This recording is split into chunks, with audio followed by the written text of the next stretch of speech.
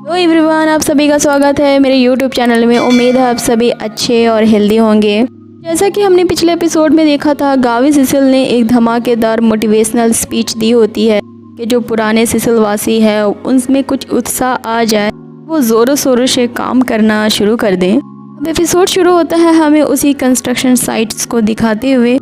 Gavi Philips को instructions दे रहा होता है कि उन्हें अभी 74 हाउसेस बनानी है और अब पब्लिक बिल्डिंग्स बनानी हैं। अभी उनके पास टोटल 400 रेसिडेंट्स हैं, उन्हें अभी तत्काल में यहाँ पे बसाना है। तो इस सिलसिले में उसके पास कोई प्लान है या नहीं। इस पर फिलिप्स उन्हें बताता है कि ये सारे हमारे पुराने सिसिल के निवासी हैं और ये वॉलंटरी अपना अपना काम कर रहे हैं। जो ज़्यादा हार्ड लेबर कर सकते हैं वो तो कर ही रहे हैं, साथ ही बच्चे और औरतें भी काम में हाथ बटा रही हैं। फिर गावी कहता है कि ये लोग सारे अपनी मर्जी के मुताबिक काम कर रहे हैं, इनमें कोई कोऑर्डिनेशन नहीं है, सब अपनी मर्जी के मुताबिक कर रहे हैं, तो उनका क्या जो कुछ भी नहीं करना चाहते हैं। फिलिप्स कहता है कि मैं इनकी पूरी रिस्पॉन्सिबिलिटी अपने सर लेता हूँ और मुझे पूरा फेथ है कि ये अपना होम टाउन बसाने के लिए हर एक जन यहाँ पे कड़ी मेहनत करेगा। इसलिए यहाँ गावी का मुद्दा होता है कि बिना कोई मैनेजमेंट के, बिना कोई ऑफिशियल अफेयर के तितर बितर तरीके से काम कर रहे होते हैं, लेकिन फिलिप्स को उन पे पूरा भरोसा होता है ये इसी तरह हार्ड वर्क करते रहें तो अपने लक्ष्य तक पहुंच जाएंगे। इसी के कारण इनका जो प्रोजेक्ट है वो काफ़ी डिले चल रहा था। गावी कहता है कि मुझसे ज़्यादा तुम इन लोगों को बेटर जानते हो, तुम्हारे कहे अनुसार मैं इनकी रिस्पॉन्सिबिलिटी तुम पे छोड़ता हूँ, इसके तुम ही इसके इंचार्ज होंगे। फिलिप्स उन सबको यहाँ इंस्ट्रक्शन देता है कि उनके असाइन किए हुए कंस्ट्रक्शन साइट पे सब अपनी अपनी जगह पे काम करना शुरू कर दें। रेबेका भी, जो उनकी होने वाली क्वीन है, वो भी उनकी हेल्प कर रही होती है। गावी दूर से देख रहा होता है और उसे सजेस्ट करता है कि आखिर ये अपना स्टोरेज रिंग क्यों नहीं यूज़ करती। वहाँ पे हेया आती है ये कहते हुए कि उसे इसी तरह से मदद करना पसंद है। हेया उन सब बुक्स को ले आती है जिसे गावी ने मंगवाया था, चूँकि ग्रेट लाइब्रेरी से। इन किताबों को देखकर गावी को अपने स्टूडेंट लाइफ की याद आ जाती है। हाँ, वो कहता है कि जब वो स्कूल में था तो उसे बुक्स को रीडिंग करना बहुत हेटफुल लगता था। वो उन बुक्स को देखता है जो कि जियोलॉजी, मिस्ट्री और इटिक्वेट ऑफ नॉवेल्स की बुक्स थी। में से एक और बुक होती है जो कि होती है गावी सिसिल की स्टोरीज। इस बुक को देखते ही हेया तुरंत अपने स्टोरेज रिंग में उसे रख लेती है। गावी उसे यहाँ टीज करते हुए कहता है, तुम अभी यंग हो तो क्या तुम अभी मैरिज के बारे में सोच रही हो। हाँ, हम देखते हैं कि उसके जो स्टोरेज रिंग की मैजिक होती है उसके वजह से वो क्रिस्टल अपने आप हिल रही होती है, जिसे देख के हेया उसे बताती है कि ये जो क्रिस्टल है बिल्कुल गंडोरियन ईरा की मैजिक क्रिस्टल की तरह लग रही है। जिस पे गावी उसे बताता है ये उसने अपने पुराने महल से ली है जो कि उसकी विरासत थी। हेया उसे बताती है कि इसमें कोई शक नहीं कि ये उसी ईरा का है।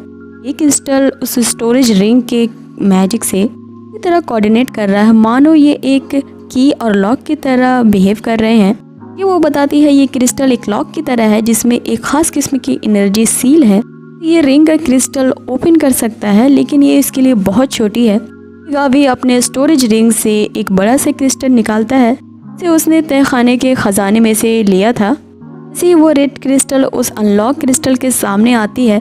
दोनों क्रिस्टल में एक इलेक्ट्रिसिटी वेव ट्रांसफ़र होती है, इससे वो बड़ी रेड क्रिस्टल टूट जाती है और थोड़ी ही देर बाद जो डायमंड शेप की क्रिस्टल होती है उसमें से एक ब्लू वेव एनर्जी रिलीज़ हो रही होती है। सीधा पड़ती है उसी सैटेलाइट पे जिसे हमने सबसे पहले एपिसोड में देखा था, जो कि इस खास किस्म के प्लैनेट के अराउंड रिवॉल्व कर रही थी।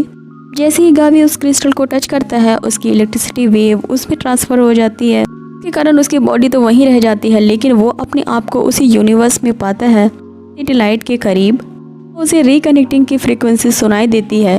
एक कंप्यूटर वॉइस उसे बताती है कि उसकी विजिबिलिटी को एडजस्ट किया जा रहा है।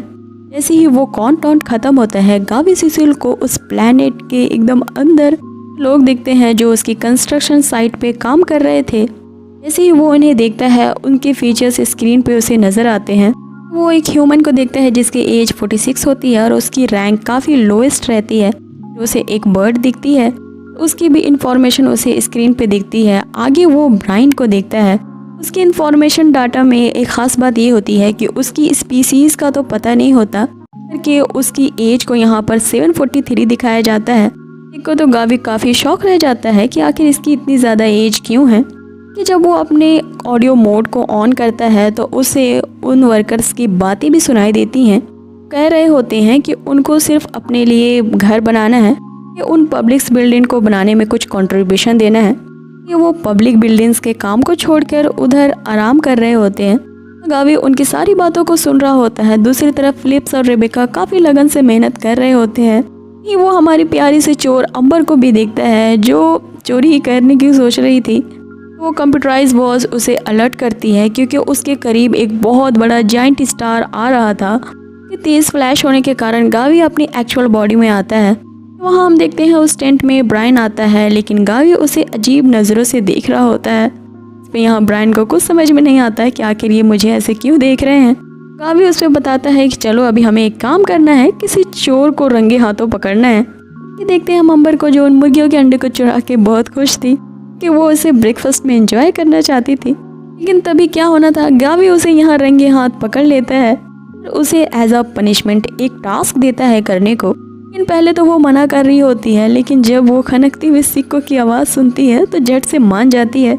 जो अम्बर होती है वो तो लगता है कि हर एक काम के लिए पैसे लेती है। और इसी के साथ हमारी ये एपिसोड यहीं होता है ख़त्म। आगे एपिसोड में देखेंगे कि गावी सिसिल ने आखिर क्या ही वर्क दिया है अम्बर को, आगे वो अपनी इस परेशानियों से कैसे निकलते हैं, ये सब कुछ जानेंगे हम नेक्स्ट एपिसोड में। तब तक बने रहिए हमारे इस चैनल के साथ और कर दीजिए इसे लाइक, शेयर एंड सब्सक्राइब। और साथ ही आज की ये वीडियो आपको कैसी लगी हो मुझे कमेंट बॉक्स में ज़रूर बताएं। Till then take care, bye bye.